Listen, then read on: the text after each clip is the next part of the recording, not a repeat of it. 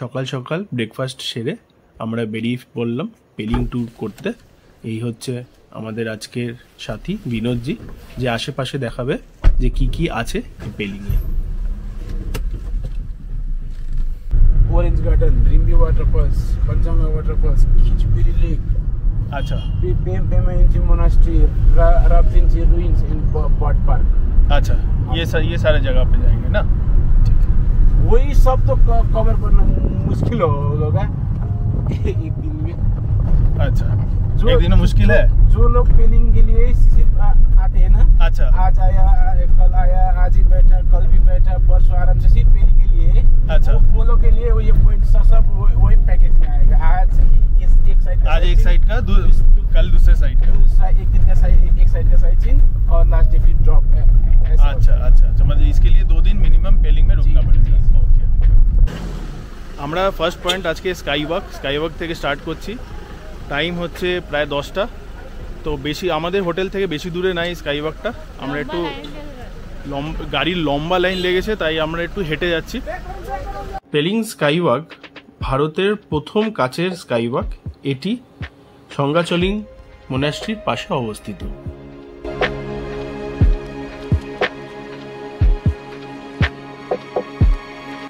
এটি 7200 ফুট উচ্চতায় নির্মিত, যা হিমালয় এবং নিচের উপত্যকার অসাধারণ দৃশ্য প্রদান করে। স্কাইওয়াকটি চেন রেজিক মূর্তির পাশে অবস্থিত, যা 137 ফুট উচ্চতায় বিশ্বের সর্বোচ্চ চেন রেজিক মূর্তি।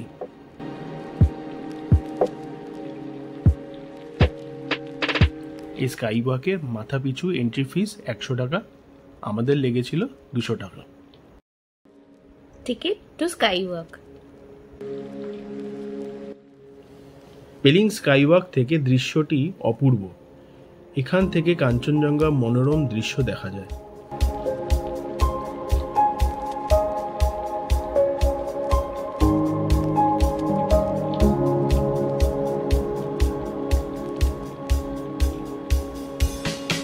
এই চেন রেজিক মূর্তি 2018 সালে উদ্বোধন করা হয়।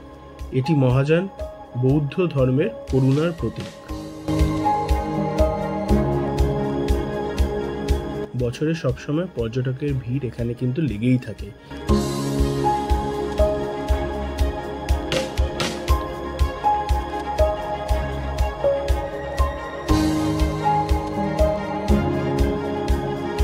টিকিট কেটে কয়েকটা সিঁড়ি পেরিয়ে উপরে উঠলেই এখানে শু র্যাক দেখতে পারবে। মনেস্ট্রি তো জুতো তো খুলতেই হবে। আমরাও জুতোটা খুলে এগিয়ে চললাম সামনের দিকে, মনেস্ট্রির দিকে। মনেস্ট্রি ঘুরে তারপরে আমরা গেছিলাম স্কাইওয়াকে। পেলিং স্কাইওয়াকে প্রায় 160 থেকে 170টি প্রার্থনা চাকা রয়েছে, যা চেন রেজিক মূর্তির দিকে নিয়ে যাওয়া সিঁড়ির উভয় পাশে অবস্থিত। প্রথমে উই ডিসাইডেড কে আগে ওই উপরে যাব, তারপরে নিচে এসে স্কাইওয়াক এক্সপিরিয়েন্স করব।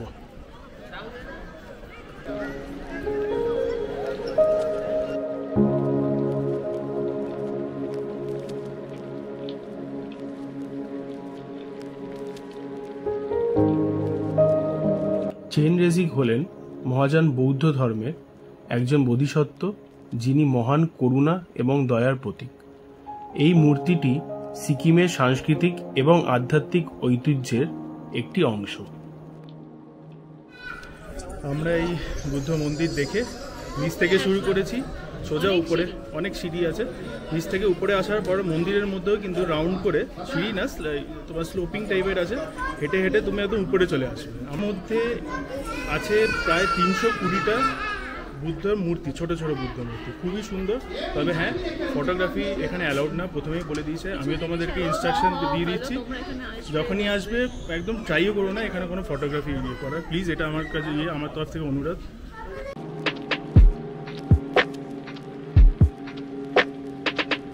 মনেস্ট্রি ঘুরে যখন আমরা উপরে আসলাম, উপরে এসে এই পাহাড়ে ঘেরা পুরো জায়গাটা দেখে মনটা ভরে গেল। এ যেন এক অপূর্ব দৃশ্য।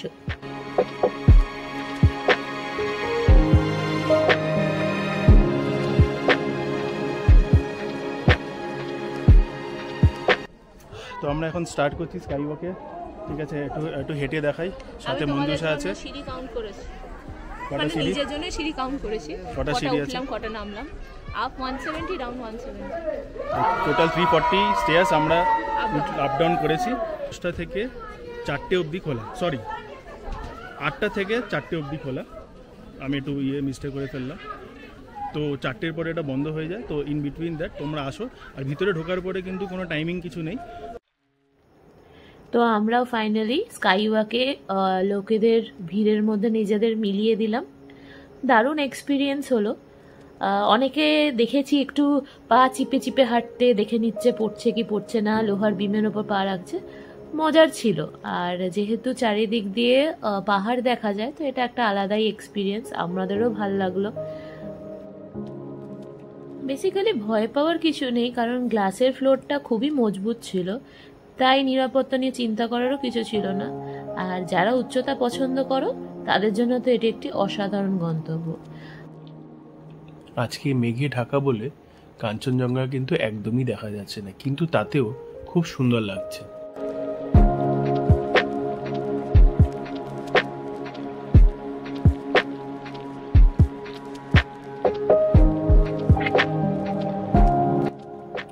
যাক, ওভারঅল এক্সপিরিয়েন্স আমাদের এই স্কাইওয়াকে দারুণ ছিল, খুব ভালো। তোমরা যখন আসবে তোমাদের সকলেরই ভালো লাগবে। আর পেলিংয়ে আসা মানে তো এখানে আসা must.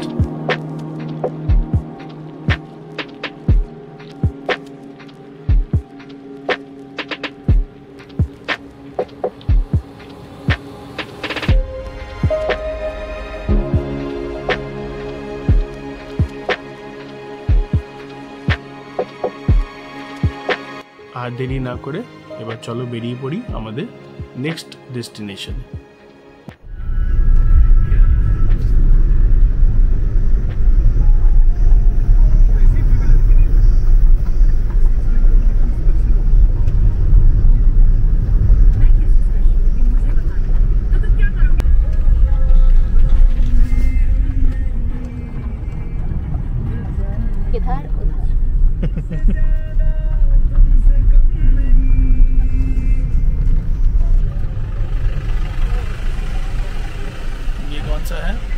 Rimbi Orange garden.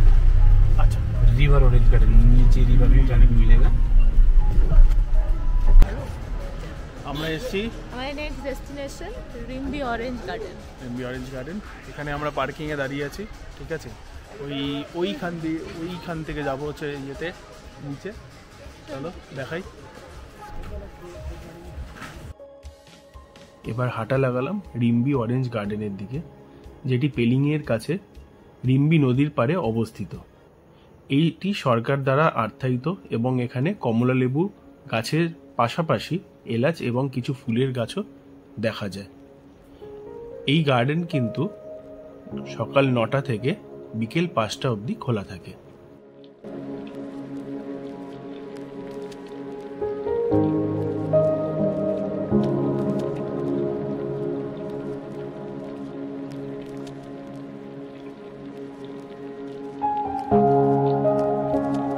Entry fees कितना? एंट्री फीस 30 पर है। कितना है आपका? 260। बाजे पैसा उठाऊंगा। उधर दीजिए पैसा। लीटर इन दीजिए को दिया। डॉक्टर से ना डॉक्टर। কোথায় গেছে? কিন্তু এন্ট্রি ফিস আছে 30 রুপিস পার হেড। তো আমাদের দুজনে 60 টাকা লেগেছে। এই হচ্ছে orange trees.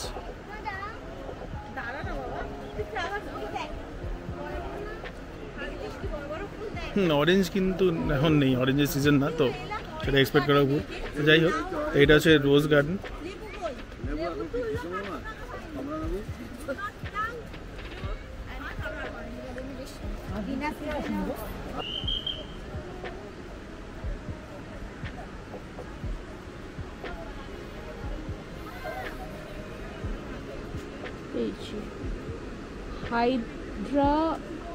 হাইড্রানগিয়া, big leaf hydrangea colour.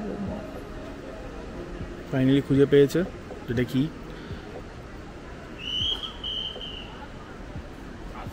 চল।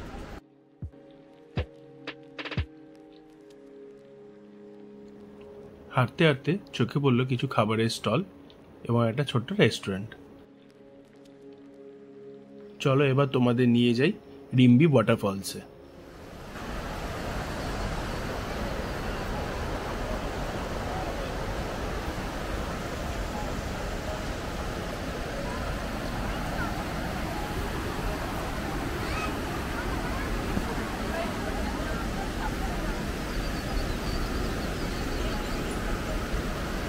রাস্তাটা দেখো কতটা স্টিপ, আর প্রপার কোনো সিঁড়ি নেই, আস্তে আস্তে দেখে শুনে এগোতে হবে।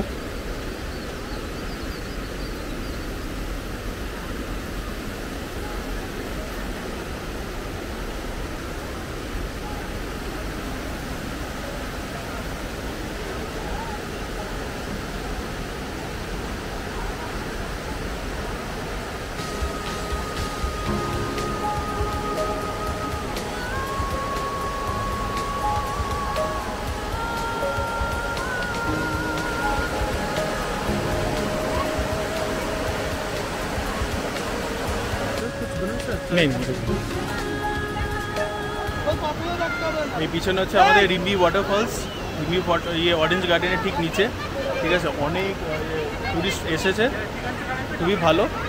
ঠান্ডা কিন্তু নেই সেরকম, কিন্তু ঠান্ডা কিন্তু একদমই মনে হচ্ছে না, ফিলই করছি না। রিম্বি ওয়াটারফলস পেলিং থেকে মাত্র 12 কিলোমিটার দূরে অবস্থিত। এটি দারাব গ্রামের কাছে রিম্বি নদীর উপরে গঠিত। গ্রীষ্মকালে এই ওয়াটারফলস অসাধারণ রূপে দেখা যায়, যা অনেক পর্যটককে আকর্ষণ করে। মঞ্জুষা একটা অরেঞ্জ জুস নিয়েছে, 70 রুপিসের অরেঞ্জ জুস। এখানে ওয়াইনও আছে, ওয়াইন আছে, এই অর্গানিক ওয়াইন, ঠিক আছে। আর এইটা হচ্ছে নর্মাল জুস অরেঞ্জের। কত মানে কেমন লাগছে? ভালো, ভালো কথা, ট্রাই করতে পারো। অরেঞ্জ অরেঞ্জ অরেঞ্জ ভেবেছিলাম যে কোথাও অরেঞ্জ নেই, ওইখানটাতে অরেঞ্জ আছে, এই এরিয়াতে উপরে।